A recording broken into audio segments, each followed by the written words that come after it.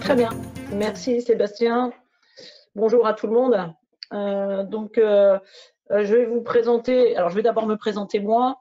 Donc Valérie Alliot, je suis éducateur sportif au club d'Iffignac et je suis également, j'ai des missions au niveau de la Ligue de Bretagne. Je suis présidente de la commission sportive et au niveau de la fédération, je suis vice-présidente de la commission jeunesse, parce qu'elle a changé d'appellation cette année, et vice-présidente de la commission Vivre Ensemble.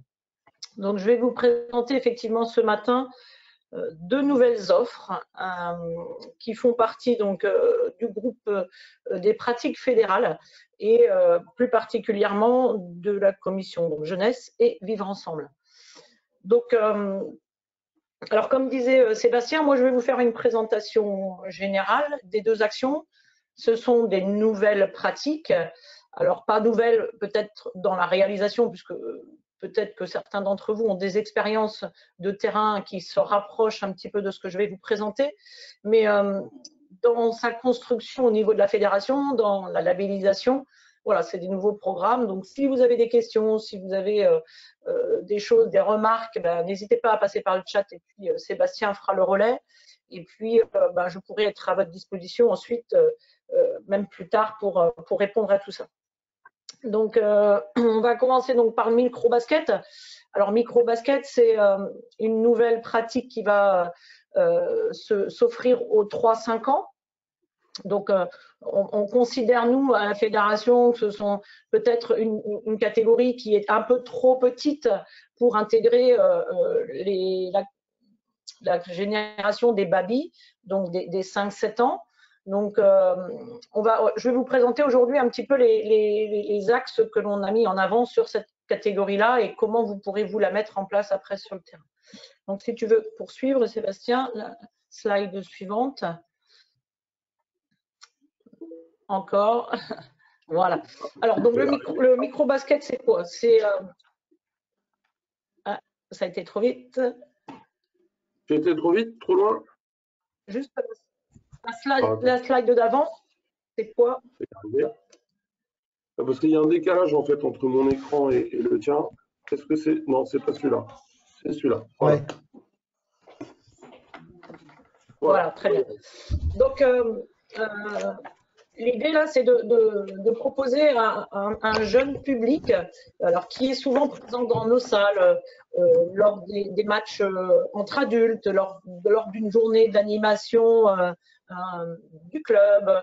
Et c'est cette catégorie-là, on ne sait pas forcément très bien s'en occuper et on ne sait pas forcément mettre en place toute une proposition de séance adaptée à ce public-là. C'est pour ça qu'aujourd'hui, on a souhaité vous donner les outils pour pouvoir appréhender ce public-là, ce jeune public dans vos clubs.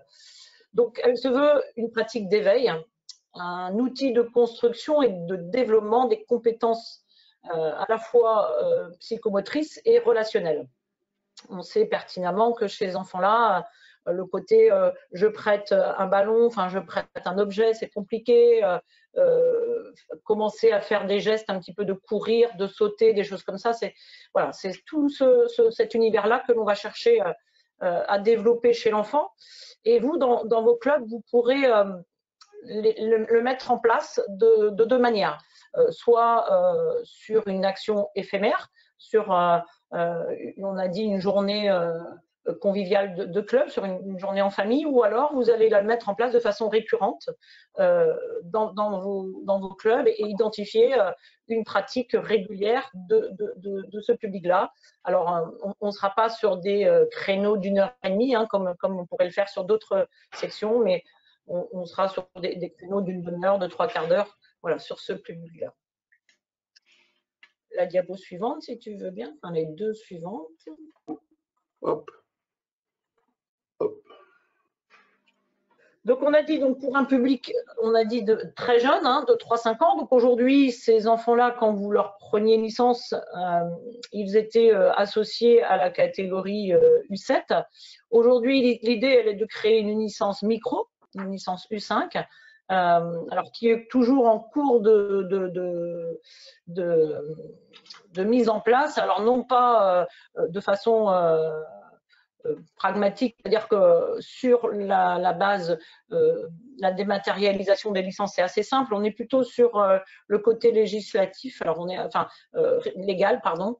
Donc on est en train de voir là avec la commission juridique de la fédération comment elle peut mettre en place cette licence-là et comment elle peut être cadrée. Donc si vous êtes sur une pratique récurrente, vous allez licencier vos enfants de 3-5 ans avec une licence micro. L'idée, c'est qu'elle soit relativement peu chère. Hein. Et puis, si vous êtes sur une pratique plutôt sur 1 ou 2 fois dans la saison, vous allez être sur une licence contact. On va répondre à une attente des parents, voilà, qui vont venir avec les grands, mais que les petits veulent rester aussi dans la salle. Donc, on va chercher à répondre à cette attente-là. Et vous allez au niveau de vos structures, il va falloir que vous soyez affilié, et que vous puissiez obtenir le label. On verra tout à l'heure comment on peut obtenir le label qui est délivré par la fédération. Les slides suivantes, Sébastien. Hop.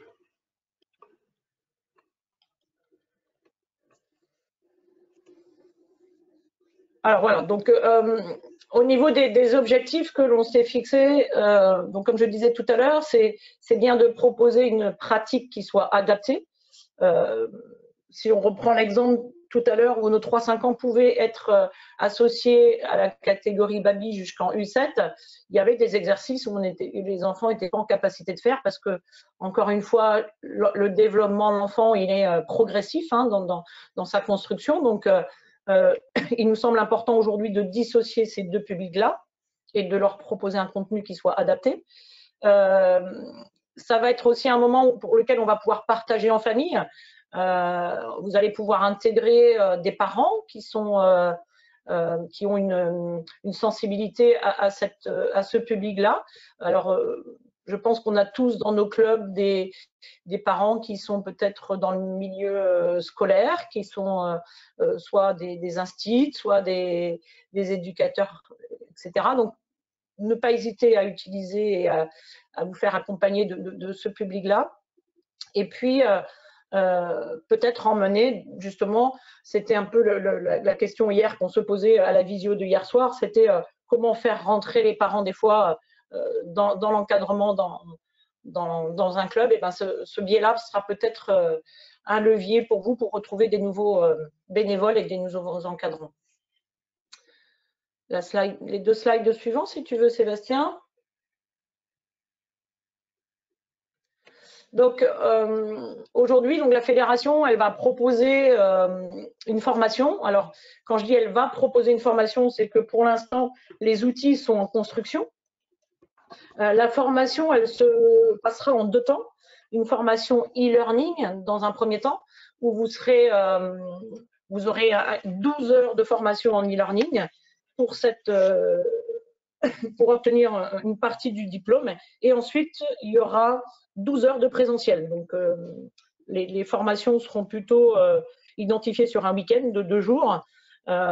Et un dernier module d'1 heure où cette fois ce sera les évaluateurs qui viendront dans le club vous évaluer sur 1 heure de pratique. Alors ce ne sera pas 1 heure de pratique comme j'ai dit tout à l'heure, ce sera plutôt une demi-heure, 3/4 d'heure et puis un temps d'échange après pour valider ce diplôme. Donc comme je disais tout à l'heure, c'est en construction.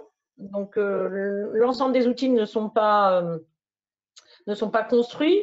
La seule chose aujourd'hui que l'on peut faire, c'est à partir du 1er juillet, vous allez pouvoir remplir une fiche d'intention. Donc, je donnerai les différents documents à Sébastien qui pourra mettre à disposition dans l'IRVB. Mais vous aurez donc une fiche d'intention que vous allez remplir et qui va déclencher votre demande de formation. Et à l'issue de ça, on vous donnera le lien pour aller vous former en e-learning.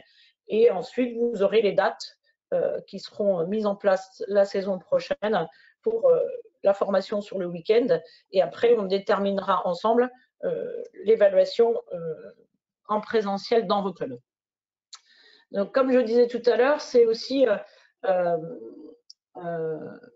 une nouvelle pratique et qui ne peut pas être aujourd'hui, alors qui peut être mise en place aujourd'hui dans vos clubs, hein, comme je disais aussi en début, c'est peut-être quelque chose que vous faites déjà, mais vous ne pourrez pas utiliser l'appellation micro-basket ni les logos.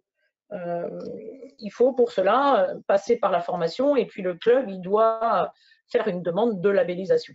Voilà, un petit peu comme toutes les pratiques qui se font aujourd'hui au niveau de la fédération. Si tu veux bien passer. Donc, ah oui, attends, reviens juste en arrière parce que sur la petite slide, on voit donc l'intérêt de se labelliser. Hein, donc, permet de la mise en place, pouvoir utiliser le nom et les logos. Il y aura un accompagnement, bien évidemment, technique et humain. Et puis, vous allez pouvoir communiquer sur cette pratique-là, notamment lors des forums des associations, auprès de vos mairies, auprès de vos collectivités. Et puis, il y aura tout ce petit kit pédagogique-là que vous voyez sur la slide qui vous sera aussi offert lors de votre demande de labellisation et d'affiliation. Valérie, les formations, c'est prévu aujourd'hui que ça commence par la fédération, puis qu'après ça passe sur les IRFBB. Ça m'intéresse un petit peu.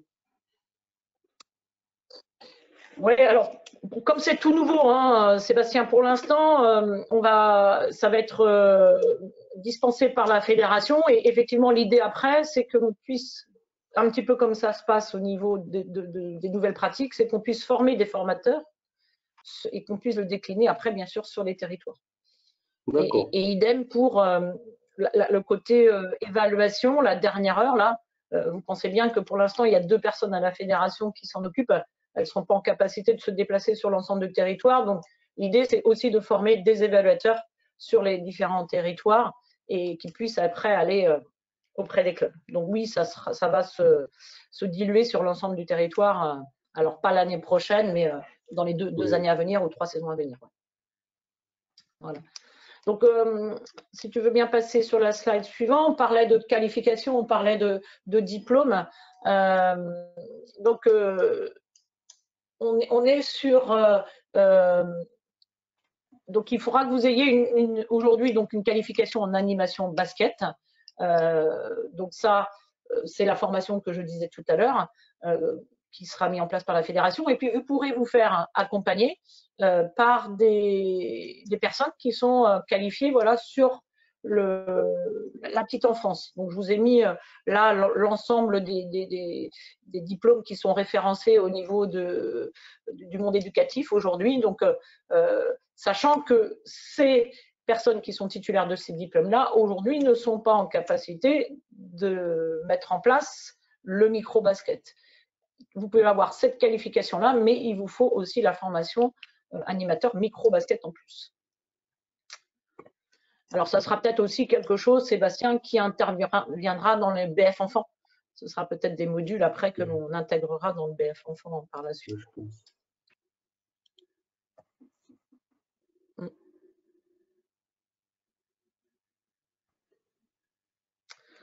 Donc voilà, les temps, on a dit de présence, hein, donc e-learning 12 heures, présentiel 12 heures, et puis après une évaluation.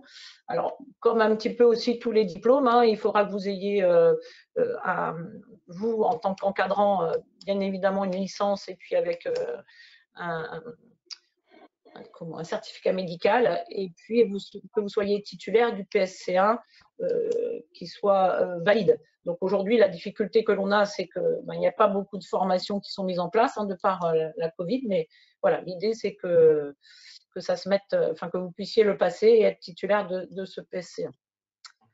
Donc voilà.